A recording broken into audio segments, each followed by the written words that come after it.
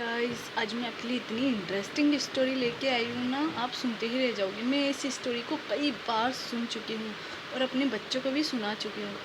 तो आइए मैं आज आपको सुनाने जा रही हूँ। इससे पहले आप मेरे चैनल को सब्सक्राइब कर लीजिए ताकि आपको इतनी इंटरेस्टिंग स्टोरी रोज़ सुनने को मिले और आपका रोज़ अच्छा दिन जाए। और अगर मेरी आपको वीडियो अच्छी लगी हो तो प्लीज़ लाइक एंड सब्सक्राइब करना ना भूलें और शेयर करना ना भूलें। कमेंट में ज़रूर बताइए आपको मेरी स्टोरी कैसी लगी। Thank you. आइए स्टोरी स्टार्ट करते हैं। इस स्टोरी का नाम है मार्टिन और बोने। मार्टिन वर्क को रोमांच बहुत पसंद था। उसे असल ज़िंदगी में नहीं, अपनी कल्पना में भी रोमांच में जीना बहुत अच्छा लगता था। सभी उसके मज़ेदार रोमांचक किस्से सुनते, जैसे कि एक बार उसका जहाज़ पानी में डूब गया, उसने उड़कर पहाड़ों को पार किया, उसने एक लड़की को ड्रैगन से बचाया, उसने तैरते हुए एक व्हेल मछली को पकड़ा, उसने सफ़ेद घोड़े की सवारी की। अपन भी कभी कभी कल्पना करते हैं ना, काश में वहाँ होता, विदेश में घूम रहा होता, ये कर रहा होता। जैसे भी मार्टिन बर्ग को भी एक कल्पना करना बहुत अच्छा लगता था।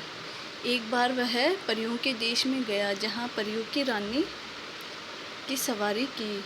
एक बार वह परियों के देश में गया जहाँ परियों की रानी ने उसे बादलों की सैर करवाई।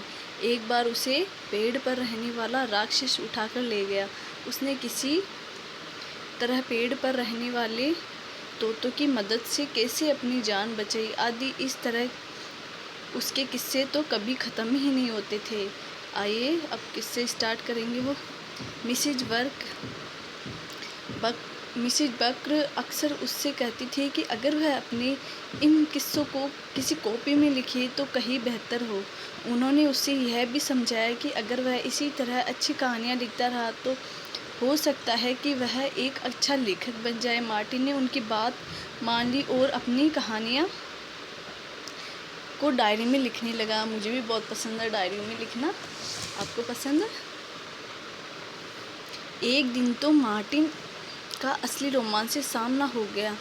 वह अपनी कहानियों की किताब से लेकर बिस्तर में लेटा उसे पढ़ रहा था तो उसने अपनी खिड़की से बाहर कुछ शोर सुना। उसने हैरान से बाहर झाँका। उसके गार्डन में 6 छोटे छोटे बोने काम कर रहे थे। मार्टिन धीरे से अपने बगीचे में पहुंचा और एक बड़े से गमले के पीछे बैठकर उन्हें देखने लगा। लाओ वह फावड़ा दे दो, लाल टोप वाले ने कहा। ये रहा लाल टोपी वाला दिख रहा है। इसने कहा कि लाओ फावड़ा दे दो। तो अगर तुम्हें फावड़ा दिया तो मैं काम कैसे करूँगा? हरे टोपी वालों ने लाल टोपी वालों से सवाल किया कि मैं आपको दे दूँगा तो मैं काम कैसे करूँगा? हमें 2 और फावड़े चाहिए। तभी सफ़ेद दाढ़ी वाला बोला। उसने अपना हाथ हिलाया तो 2 फावड़े सामने आ गए। बोनों का यह चमत्कार देखना मार्टिन की आंखें हैरानी से फैल गई। ब्लू, जल्दी से ये सूखे पत्ते उठा दो, पीले कोट वाले ने कहा। ये रहा लाल टोपी वाला, हरी टोपी वाला दिख रहा है ना इस पिक्चर में। ये दाढ़ी वाला, सफ़ेद दाढ़ी वाला अंकल रहा। ये रहा। सफ़ेद दाढ़ी वाला बोला, लिटिल, हमें 1 घंटे में सारा काम पूरा करना है। इसके बाद 2 और बगीचों में जाना है। लिटिल एक नन्हा सा बोना था। उनमें से कुछ ने रंगीन टोप पहने हुए थे और उनके हाथों में बागवानी के औजार थे।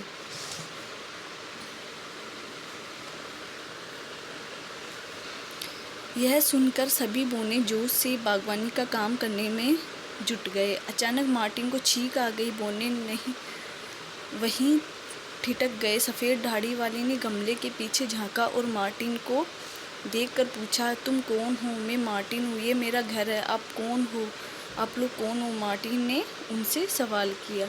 हम सभी बाग के बोने हैं। हम यहाँ हर रात आते हैं और कई घरों में बागबानी करके जाते हैं। हम उन घरों में नहीं जाते जिनमें शरारती बच्चे या बदतमीज़ किस्म के लोग रहते हो। ओहो, मुझे तो रोमांचक कथाओं के बारे में सोचना पसंद है, पर यह तो ऐसी कहानी हो गई जिसे मैंने अपनी आँखों से देखा है। मार्टिन ने मन ही मन सोचा। पर अपने घर के बड़ों को हमारे बारे में नहीं बताना। सफ़ेद दाढ़ी वाले ने चेतावनी दी कि हमारे बारे में कुछ मत बताना, वरना हम सभी छोटी मूर्तियों में बदल जाएंगे। मार्टिन ने सभी भी उन बोनों के बारे में किसी को नहीं बताया, पर वह कभी कभी अपने बाग में आने वाले उन बोनों के साथ खेलने अवश्य पहुंच जाता।